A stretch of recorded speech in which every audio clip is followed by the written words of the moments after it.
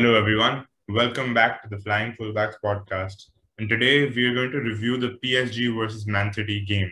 The first leg ended 2-1 to Man City. And of course, since it was in Paris, Man City have two away goals. Astitwa, your prediction was absolutely right. What do you make of the match? Dude, even though my prediction was right, and I'm going to be cocky about that, but that's in a minute.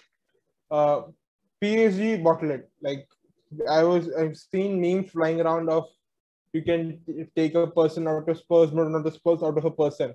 That has actually happened. And how the hell for two consecutive matches that the best team is not winning the match? We saw that for Chelsea, Real also. We saw that Man City, PSG also.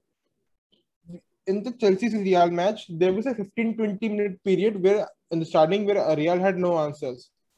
In this match, it was an entire half. For the first 45 minutes, PSG, it was like PSG was not even playing the same sport as Man City. I have personally never seen Man City so lost for answers. PSG were running over them, literally running over them, and the front three of Di Maria, Mbappe, and what do you say, Neymar. Even if Mbappe was not so clinical or did anything of notice, the Neymar and Di Maria and Verratti was literally stomping the field, So really, I think PSG bottled it, and now they have to go to Etihad and score two goals. They are more than capable of scoring two goals, but this tie has just tilted in favor of Man City at this point.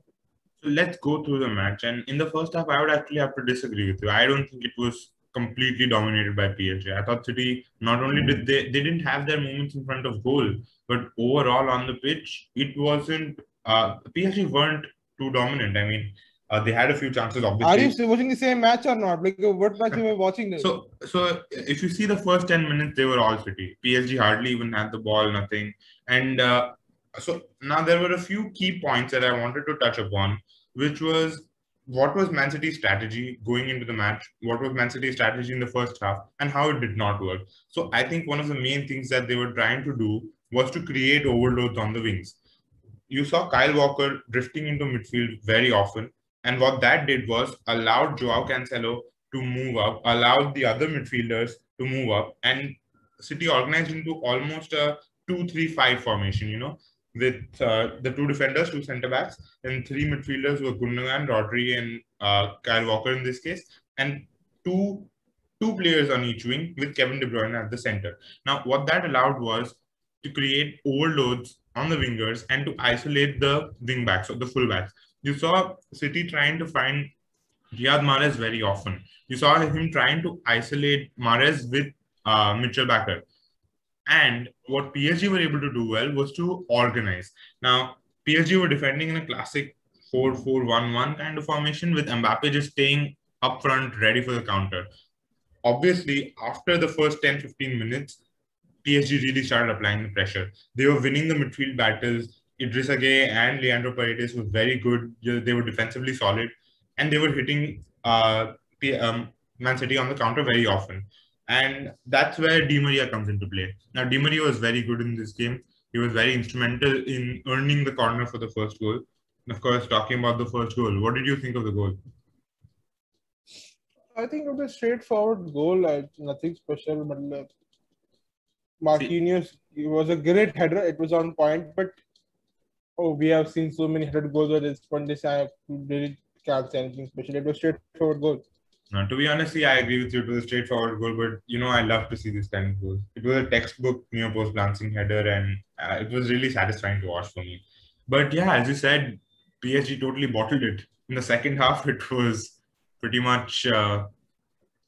Man City did not deserve to win. Even the first goal. I mean, I think that first goal really sums up the whole match. Man City Actually, in my opinion, what happened in the people are obviously blaming Navas, and rightly so. But in my opinion, what happened was he was kind of waiting for the Bernardo Silva to touch the ball into the net. That never happened. Yeah, I mean, see, you see this very often. I think this is something which you see very often, even from free kicks, that some player puts in the ball, and then the keeper is expecting a head on, the keeper is expecting a flick, but that never comes, and the ball creeps in at the far post. So yeah, that's what happened. And for the second goal, Riyad Mahrez himself confessed for the fact that he was not aiming for the goal the way that goal went in, but clearly the wall was not sufficient. And see, there were 8 people in the wall, 3 from Man City, 5 from PSG. It was always going to be difficult for Navas to see through it because it was so jam packed in front of him. So, and that's Yeah, what, even when the ball was being set up, I thought the same thing that if the ball goes through, then there's no way Navas is going to be able to catch it because he won't see it coming. yeah, even the commentator, I think, said it that there is no way that Navas is going to be able to see the ball. Yeah, and that's exactly what happened. Mahrez went through the wall instead of going over it, and Navas wasn't able to judge it, and it was a straightforward goal. So the thing was, the defenders, I think, were more even defenders. Everyone was watching Kevin De Bruyne to take the free kick, but the Mahrez thing came out of surprise, and that's another reason I think they were not able to defend it. Yeah. Now, moving on to just before we touch upon the red card and what you think of it, I want to talk a bit about Phil Foden. Expected a lot from him. What did you think of his performance? I think it was okay. First half he was anonymous. For 20 minutes, for the first 20 minutes, I totally forgot he was even on the pitch. But the second half he came out good. He had some couple of decent chances. He made some good build-up play. So not the greatest of matches from him, but it was not a bad performance. It was a decent 6 out of 10 kind of performance from him. And we will see what he does in the second leg. Yeah, I mean, I saw a lot of people trying to make this up to be a battle of the young talents, Mbappe versus Foden, but didn't really play out that way. Anyway, let's come to the red card. Now, it was, I think, a pretty straightforward red card. It was a terrible tackle, studs up on Gundogan's leg. What do you think? Anything more to be said about it? No, it was clearly intentional to begin with and straight on the leg ending tackle. You see, no? On directly on the Archie's hill. So I think he could. It was straight red card, no doubts about it. Another thing was that Kevin De Bruyne did the same tackle on Neymar also, and he got Yeah, a yellow card for it. yeah, So I yeah. think that's a bit odd. I think he should also got around 85 minutes. I guess he should have also got a red card in my opinion. But the red card for PSG was straight one. I never in doubt. So now that Idris Gueye is absent for the next match, do you think this is really going to hurt PSG's chances in midfield, especially? Yeah, Idris Gueye was playing spectacularly, especially in the first half for PSG. So yeah, definitely he will be missed. But I want to give a shout out to the what do you say, left back Baker, who was I think really stepping up on the gas yesterday, especially in the first half. He was unplayable, both going offensively and defensively. So I'm going to shout out to him. Other thing was that Virati was really good in a hold-up play. Mm-hmm.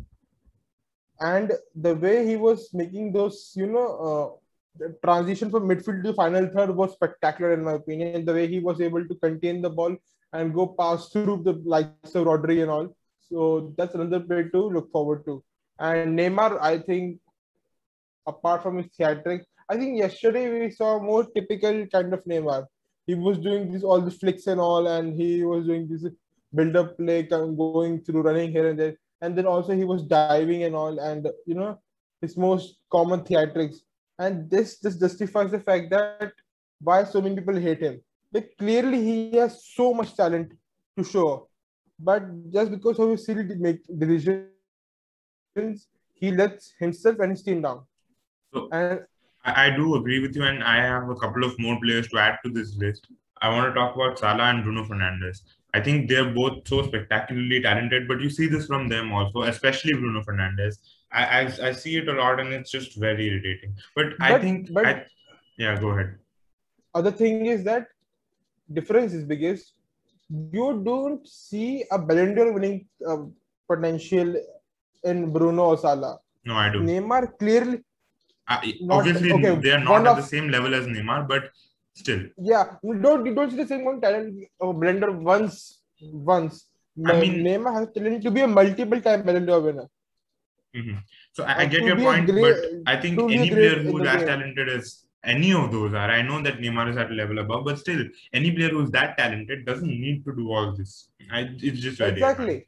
But there is one more thing that I want to talk about, and as you said, Verratti played really well, Neymar played really well, and that is that since a lot of us might not be watching French league games, we might kind of underrate a lot of PSG players. You might think I've heard a lot of people say that PSG players are only seen good because they play against farmers or whatnot. But I think when you see them in the Champions League, even last season, you kind of realize that they are genuinely world class players. See, I Anyway, think this perception was because I think that defensively they were not good, to be honest. In the previous season, they had the frailties in the defense, and they were making some. Apart from Thiago Silva, they were making mistakes. But this season, that's what sorry, in the previous podcast also. This season, they are not all about going fully heavy metal. Like everything is about the attack only. Now they're playing a proper football with a conservative nature in them. So that defensive lineup has really stepped up. Navas is a great keeper. We all know that. So I think that's the reason now we can fully say that it is not all about the attack or the defense is only made look good because the league is a relatively smaller league than other leagues. actually, Now and we I can think actually say that. a lot of credit for this does go to Idris Gueye. You need some kind of player sitting in defensive midfield to break up the play, and he really is excellent in that respect. But moving on to the second leg now, what do you think? Do you think there'll be any changes as such in the lineups? Do you think there'll be different styles of play, or do you think it'll be pretty similar to this one? I think with the whatever I'm seeing till right now is that I think Guardiola has learned his lesson Yeah. to not Yeah. overthink it. Because he's 90 minutes probably 90 minutes away from being in a final with Man City. So I don't think there will be much changes. Like I said, Sterling is going to be benched. Biggest surprise in the lineup was the inclusion of John Stones over Laporte. Laporte was coming. We all know John Stones has been a great player this season, but Laporte was coming in a hot streak of form right now. So he was dropped, and that was quite surprising for me. But Ruben Diaz is going to be a constant, so that's no doubt about it. We might see inclusion of Gabriel Jesus instead of Bernardo Silva in the next lineup, in my opinion, because they were really lacking their focal point going forward. Because when this whole system works tremendously well, but the problem is the moment this system stops working, they can't go to the root one football. They just can't do that throwing the ball over the defenders and hoping that a striker will find it and do something out of it. So it is either their way or nothing. So I think Guardiola might include Gabriel Jesus for like options because Bernardo Silva was also very ineffective in this match. It's better to have at least a plan B kind of thing. And as far as PSG is concerned, obviously there will be changes in the lineup because they have to score 2 goals now. Anything less than that, and they're out. Yeah. So you have to. So there will be some tactical changes. Also, the fact that Idris Gueye is out, so they have to make cover up for that also. So yeah, there is going to be an interesting match, and in my opinion, it's kind of 60-40 right now. 60 in favor of being Man City right now.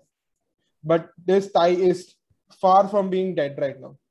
This is definitely going to be one of the most interesting ties of the Champions League this season. And let's see who makes it to the final. If Man City do, I mean, I think this is the only acceptable. I think even Pep Guardiola said that none of the other trophies matter as much as the Champions League. It is the Champions League that he was brought in for. And But I this think match, that actually applies more to Pochettino because PSG want a Champions League win. They have won pretty much every other, not pretty much, they have won every other competition available to them.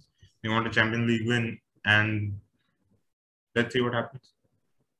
but this match also showed me the fact that if PSG can sustain it, they are the top team in the Europe right now.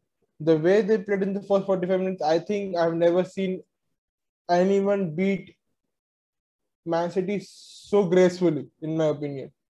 In the first time I'm talking about, and the fact that this match also showed me that Man City team can be easily broken down without any effort.